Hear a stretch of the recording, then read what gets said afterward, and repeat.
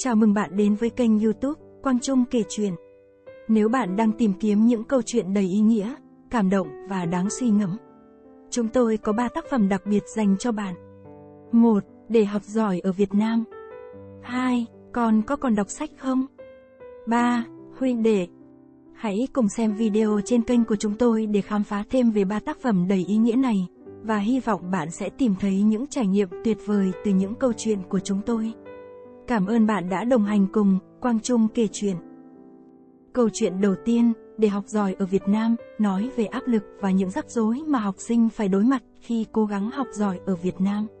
Nó nêu lên các vấn đề như thiếu thời gian cho hoạt động ngoại khóa, áp lực học tất cả các môn, ý nghĩa của việc học kiến thức không được áp dụng trong thực tế, bị hạn chế trong quyền tự do tư duy, và ảnh hưởng tiêu cực đến sức khỏe và cuộc sống cá nhân. Câu chuyện đáng suy ngẫm 1. Để học giỏi ở Việt Nam. Ăn thì phải no, học thì phải giỏi, yêu là phải cưới, cưới là phải sinh con thì con cũng phải học giỏi là phải trường chuyên. Nhưng trường chuyên còn phải lớp xịn là phải đỗ đại học là phải top đầu là phải không thất nghiệp, và không thất nghiệp rất có thể phải chạy, điều mà những người giỏi thực sự không bao giờ làm. Bạn thấy đấy, rất nhiều nghịch lý luẩn quẩn hiện có trong xã hội của chúng ta đều ít nhiều liên quan đến một từ, giỏi. Tuy nhiên, đã bao giờ bạn nghĩ chúng ta chẳng nên cố bằng mọi giá để học quá giỏi? Dưới đây là 5 lý do mà bạn có thể sẽ cực kỳ phản đối. 1. Để học giỏi ở Việt Nam cần phải tốn quá nhiều thời gian cho việc học. Học trên lớp, học ở nhà, học thêm, học phụ đạo, trong khi một ngày mãi mãi cũng chỉ có 24 giờ, do đó thời gian dành cho những thói quen lành mạnh như chơi thể thao, thư giãn rèn luyện thân thể không có nhiều, và càng học lên cao càng bị cắt ngắn, dẫn đến nguy cơ lâu dài, sức khỏe yếu, học giỏi vô nghĩa. 2. Để học giỏi ở Việt Nam, bạn cần phải học đều, một khái niệm đặc sản nhưng không hề thơm ngon của nền giáo dục Việt Nam, tức là phải học giỏi tất cả các môn. Đầu tư thời gian dàn trải để giỏi tất cả các môn đồng nghĩa là rất khó cho bạn để có chặng nghỉ nghĩ về những gì mình yêu thích nhất và có tiềm năng phát triển nhất. Rất nhiều học sinh giỏi cái gì cũng giỏi nhưng chẳng thật sự giỏi cái gì. Rất nhiều học sinh khi được hỏi, em thích làm gì nhất, trả lời, em không biết. Một hành trang quá cồng kềnh và bị nhồi nhét chỉ làm cho cuộc hành trình của bạn thêm mệt mỏi. Hãy biết chọn lọc. 3. Để học giỏi ở Việt Nam, bạn cần phải hấp thụ rất nhiều kiến thức bạn học xong không biết để làm gì. Không là kỹ sư, không theo nghiệp kỹ thuật, bạn sử dụng đạo hàm, sử dụng hàm số, sử dụng tích phân để làm gì? Mà muốn sử dụng, bây giờ có vô số phần mềm và ứng dụng làm thay con người những tính toán đó. Bạn có định tự kéo cày trong khi nhà có trâu và có máy? Người ta hay nhắc bạn tiết kiệm điện, tiết kiệm nước, nhưng không ai nhắc bạn tiết kiệm tài nguyên não của chính bạn. 4. Để học giỏi ở Việt Nam, ít nhiều bạn bị mất một chút tự do, và buộc phải là bản sao tư duy của ai đó. Nói đến tấm là phải ngoan hiền, nói đến cám là phải gian ác, trong khi bạn đang nghĩ đến điều ngược lại, nhưng không được đâu, cô không thích điều này. Bạn chưa hiểu, bạn cần học lại, học kỹ hơn, không được, lớp cần 90% học sinh giỏi, chỉ tiêu chỉ được 10% học sinh khá, và tuyệt nhiên không được ai ở lại lớp. Bạn cần phải là một bông hoa đẹp trong vườn hoa toàn học sinh giỏi của cả lớp, của trường, trong cánh rừng học sinh giỏi của thành phố. Việc chấp nhận mất tự do tư duy từ nhỏ trong học đường làm cho bạn dễ chấp nhận hơn với việc mất tự do trong cuộc sống sau này. 5. Để học giỏi ở Việt Nam, cuộc sống của bạn rất dễ bị mẻ, bị nứt, bị lệch và rất có thể bị vỡ nữa. Bạn còn quá trẻ và non nớt, vì thế nên bạn cần đi học để trưởng thành lên theo năm tháng. Nhưng bố mẹ và thầy cô luôn cần bạn phải là số 1, không được là số 2, nhất định phải là số 1, và họ thi nhau chất lên lưng bạn những áp lực nặng nề mà chính bạn cũng không thể biết được đâu là tới hạn. Đến khi bạn kém giao tiếp, ứng xử lúng túng, không biểu đạt ngay cả những gì mình muốn nói, không tự tin giữa đám đông chỉ vì ngoài giờ học bạn không còn người bạn thân nào hơn Facebook, Zalo và máy tính và điện thoại, không có thời gian để quan sát cuộc sống tươi đẹp xung quanh.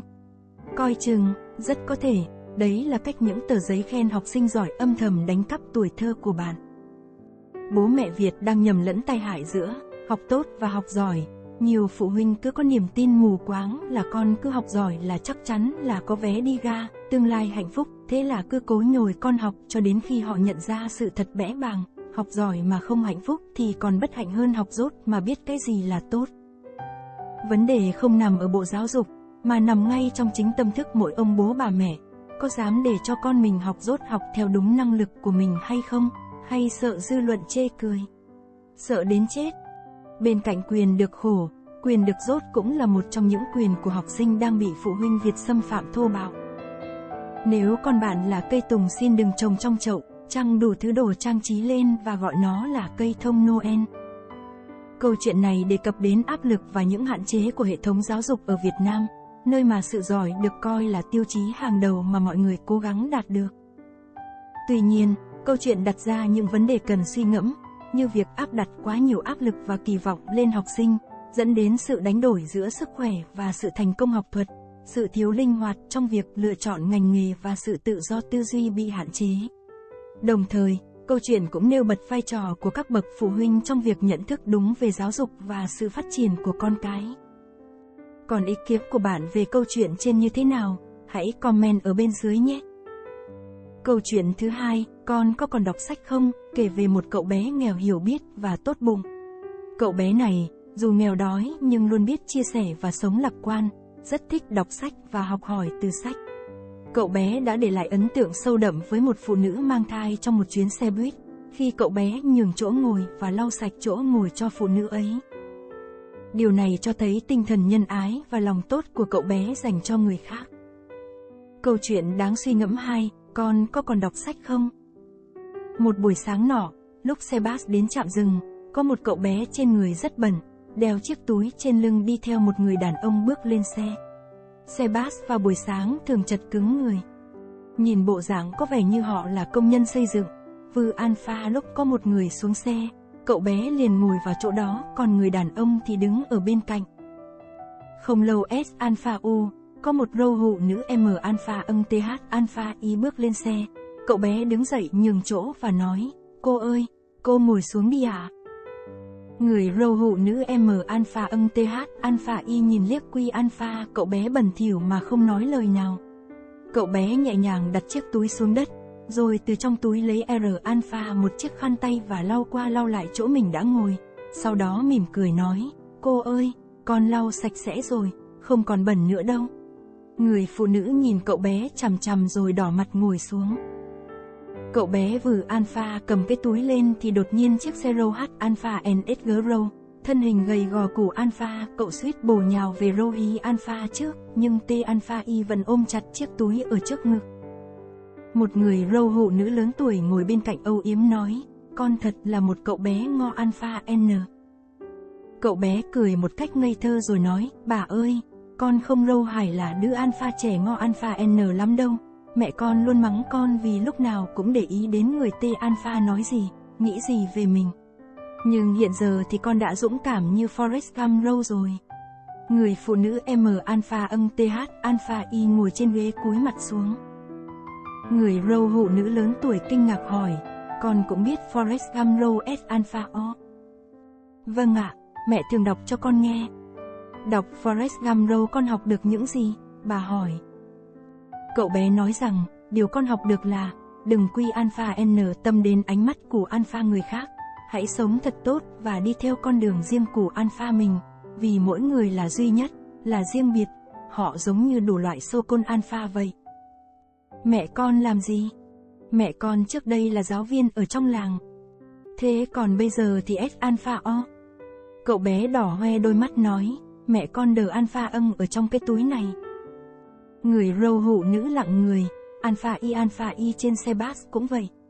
Rồi người đàn ông đứng bên cạnh lên tiếng kể hoàn cảnh của Alpha cậu bé. Tôi là chú của Alpha thằng bé này, bố của Alpha nó mấy năm trước vì bị ệ PH mà CH ế, mẹ nó một mình nuôi con, chị ấy là một giáo viên ở trong làng tôi, rất được mọi người tôn trọng. Vì muốn con có cuộc sống tốt hơn nên đã tia Alpha NS thủ dị râu nghỉ hè đưa Alpha thằng bé lên thành râu hố. Còn mình thì làm thuê cho công trường xây dựng dự tính đến ngày cây S Alpha Y giảng thì sẽ trở về. Không ngờ cuối cùng một ngày đỡ Alpha âng đi làm, thì bị sắt rơi trúng vào người, trong chiếc túi mà thằng bé M Alpha là cho cốt của Alpha mẹ nó. Người râu hụ nữ lớn tuổi nước mắt chào R Alpha, con có còn đọc sách không? Cậu bé nói, con mỗi ngày đều đến hiệu sách bên cạnh công trường để đọc sách. Rất nhiều người trên xe đều nói trong nhà mình còn nhiều sách và muốn tặng lại cho cậu bé. Cậu bé nở nụ cười.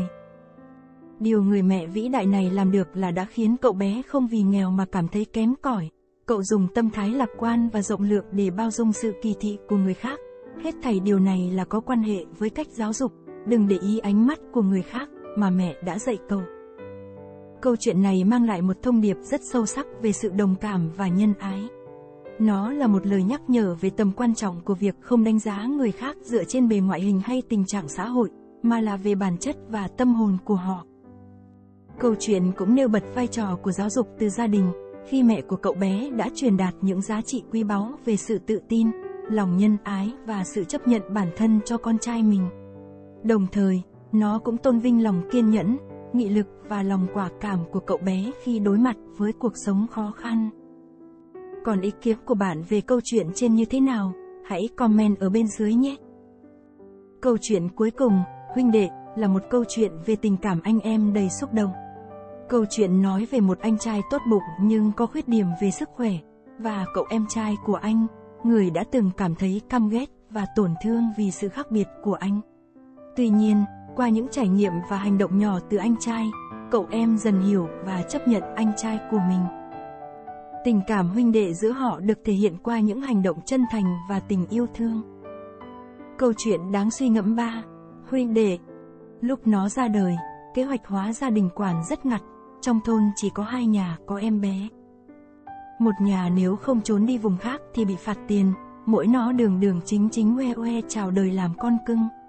Không phải vì nhà nó có quyền có thế mà là vì anh trai nó vốn mang bệnh não bẩm sinh, dân gian gọi là bệnh đần. Mẹ nó cầm cây roi trên tay dọa anh nó, vĩnh viễn không được lại gần em nghe chưa? Vì sợ anh làm hại nó nên mẹ cấm anh vào phòng của nó. Đến nỗi ăn cơm cũng bắt anh ấy ăn một mình trong căn phòng nhỏ. Anh hay lén lút ngồi xổm bên ngoài khung cửa sổ nhìn trộm nó, thấy em trai là anh sung sướng cười, nước bọt theo khóe miệng chảy xuống, thật. Tình lúc nhỏ anh trai cũng được cưng lắm, đến khi những đứa trẻ cùng tuổi tập nói tập đi thì anh nó vẫn ngốc dại, không mở miệng nói được từ nào.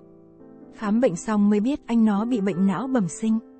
Ông bà nội trút hết thất vọng và uất ức lên đầu bố mẹ nó đem hết oan ức đổ lên đầu anh nó, hễ gặp một chuyện nhỏ là anh nó phải chịu một trận mưa roi. Có lúc mẹ ôm nó phơi nắng trong vườn, anh nó cẩn thận mon men đến gần, thích quá anh đưa tay sờ lên má nó. Mẹ nó như sợ một bệnh dịch gì vội bồng nó đi chỗ khác, mắng nhiếc anh nó, không được lại gần em, mày muốn truyền bệnh cho em à? Một lần, mẹ không có nhà, từ xa, anh ngắm mợ bồng nó trên tay, vẫn là cười ngốc thôi. Mợ xót lòng, vẫy tay gọi, đến đây cầm tay em một tí này. Anh nó vội trốn đi, miệng lắp bắp nói liên tục không rõ, không cầm, truyền bệnh. Hôm đó mợ khóc òa, anh nó đưa tay lên lau nước mắt cho mợ, vẫn là cười ngốc thôi. Nó lớn dần, đang thời tập nói, mấy lần nó hưa tay lên, bỏ tới phía anh nó mừng quá nhảy cẫng lên, mẹ nó tới kịp, vội vàng bồng nó đi chỗ khác. Nhìn những đứa trẻ khác mút kem que, anh nó liếm môi, cảm thấy nóng và khát lắm.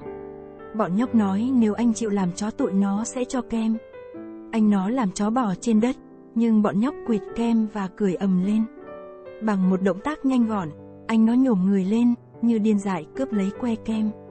Bọn nhóc sợ quá khóc giống. Anh nó cầm chiến lợi phẩm chạy về nhà, không biết rằng trên đường que kem tan dần. Về đến nhà kem chỉ còn một miếng nhỏ tội nghiệp mà thôi. Nó đang chơi ở vườn sau, nhân lúc mẹ không để ý, anh đem kem đến trước mặt nó và nói, ăn, em ăn đi. Mẹ nó thấy anh cầm cái que như đang ra hiệu gì đấy, vội chạy đến xô anh ngã nhoài ra đất, que kem lấm lem đầy đất. Anh nó ngẩn người nhìn một lúc lâu rồi ngoác miệng khóc. Nó biết nói nhưng chưa từng gọi một tiếng anh. Anh nó hy vọng mình có thể như bao người anh khác được em trai là nó gọi một tiếng anh. Vì vậy lúc nó đang đùa nghịch ở sân sau, anh đứng phía ngoài xa 3 mét, lấy hết sức hét, Anh muốn nó nghe thấy sẽ học được cách gọi anh. Một lần anh đang cố gắng hét thật to, mẹ mắng nhiếc anh và đuổi đi chỗ khác chơi. Lúc đó nó ngước mắt lên nhìn anh, đột nhiên gọi thật rõ một tiếng, anh. Anh nó chưa bao giờ vui như thế, hoa chân múa tay, bỗng nhiên chạy đến ôm nó thật chặt, nước mắt nước mũi tẻm lem đầy vai áo nó. Từ nhỏ nó đã bị người ta gọi là, em thằng ngốc. Lớn lên, nó ghét cách gọi này, bởi vậy nó luôn mặc cảm và hận ghét anh nó. Một lần, cũng vì chính cách gọi này mà nó bị người ta đánh. Nó bị lũ bạn đè lên người, bỗng nhiên lũ bạn bị ai đó nhấc lên là anh trai nó. Nó chưa bao giờ thấy anh nó mạnh mẽ như thế, nhấc bổng cả lũ bạn nó lên, quật ngã chúng ra đất. Lũ bạn vừa khóc vừa thét đau, nó thấy sợ, rắc rối rồi, bố chắc chắn sẽ phạt nó. Phút ấy nó hận mẹ tận xương tủy vì sao lại sinh cho nó một ông anh trai đần độn như thế. Nó dùng hết sức đẩy anh trai ra, hét rằng, ai bảo anh quản chuyện người khác, anh là thằng ngốc.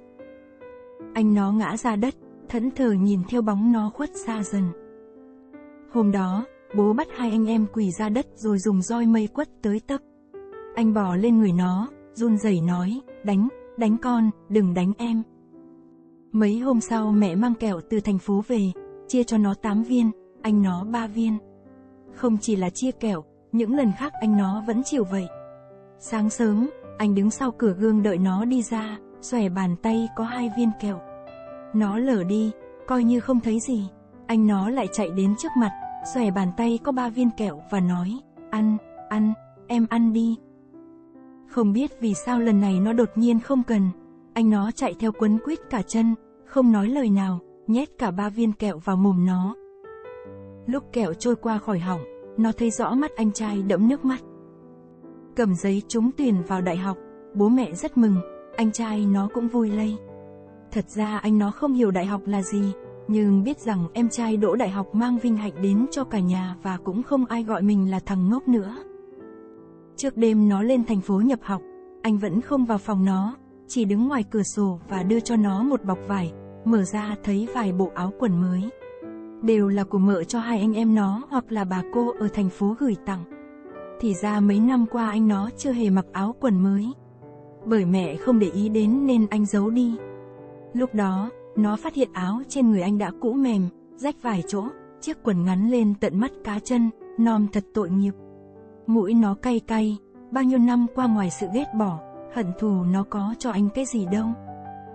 Anh nó vẫn cười ngốc thôi, có điều trong mắt đầy hy vọng, nó không biết đó là hy vọng gì. Mặc dù anh không biết nó đã cao lên rất nhiều, không biết áo quần ấy đã đến lúc lỗi thời không thể trưng diện đi ra phố được nữa, nhưng nó vẫn khoác mặc vào, xoay tới xoay lui giả bộ vui mừng ríu rít hỏi anh, đẹp không? Có hợp không? Anh nó gật đầu, ngoác miệng cười. Nó viết lên giấy 2 chữ, huynh đệ, rồi chỉ cho anh chữ này là huynh, chữ này là đệ, huynh là anh, đệ là em. Huynh đệ có nghĩa là có anh rồi mới có em, không có anh thì không có em. Hôm đó, anh nó lại đọc ngược thành, đệ huynh. Lúc lên đường nó khóc, anh nói rằng trong lòng anh nó là số 1, không có nó thì không có anh. Nói đến đời sống đại học, nó thấy rất thú vị, nhiều điều mới mẻ, dường như nó quên mất người anh trai nơi quê nhà. Lần nọ mẹ đi gọi điện thoại cho nó, anh đi theo đến bưu điện. Mẹ nói rất nhiều, cả tiếng đồng hồ rồi bảo với nó, nói chuyện với anh con mấy câu này. Anh tiếp điện thoại, đợi thật lâu không nghe tiếng gì cả. Mẹ nói rằng, thôi cúp máy đi, anh con khóc rồi. Anh con chỉ lên ngực ý nói rằng nhớ con đó. Nó vốn muốn nói mẹ đưa điện thoại lại cho anh trai để nói với anh rằng, đợi em về sẽ dạy anh học chữ, sẽ mua cho anh những kẹo bánh mà chỉ ở thành phố mới có, đem về cho anh thật nhiều quà. Nhưng nó không mở nổi miệng và cúp điện thoại, chỉ vì nó không muốn bạn cùng phòng biết nó có một anh trai bị bệnh não bẩm sinh, một anh trai đần độn.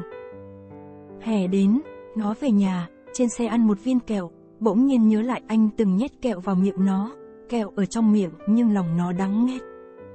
Lần đầu tiên về đến nhà, nó hét thật to, anh ơi, em đã về, xem em mang gì về cho anh này. Thế nhưng không có tiếng cười ngốc của anh nó nữa, không có bóng ông anh gần 30 tuổi đời còn mặc quần ngắn đến mắt cá chân nữa. Bố mẹ nước mắt đầm đìa, nói với nó rằng, 1 tháng trước, anh con lao xuống sông cứu một đứa bé, anh không biết bơi. Đứa bé đó được cứu sống nhưng anh con không lên nữa. Bố mẹ nó úp mặt khóc. Một mình đứng bên dòng sông, ký ức về anh chợt ùa về tha thiết. Nó rút trong túi một tờ giấy có viết 2 chữ, huynh đệ. Đó là chữ của nó, phía dưới là chữ méo xẹo của anh nó. Nó có thể nhận ra anh nó viết, đệ huynh. Câu chuyện này rất đáng suy ngẫm về tình cảm giữa hai anh em, đồng thời là một lời nhắc nhở về sự quan tâm và hy sinh cho nhau trong gia đình. Dù anh trai bị bệnh và có nhiều hạn chế, nhưng anh vẫn dành tình yêu và sự quan tâm đặc biệt cho em trai của mình, thậm chí hy sinh cho em.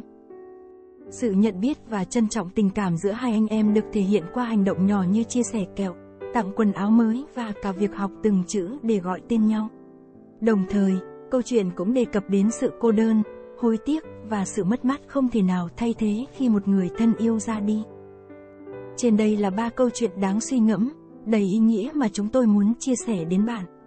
Cảm ơn bạn đã quan tâm và theo dõi câu chuyện của chúng tôi. Hãy tiếp tục ủng hộ và đồng hành cùng Quang Trung kể chuyện để khám phá thêm nhiều nội dung đặc sắc khác trong tương lai. Xin chân thành cảm ơn.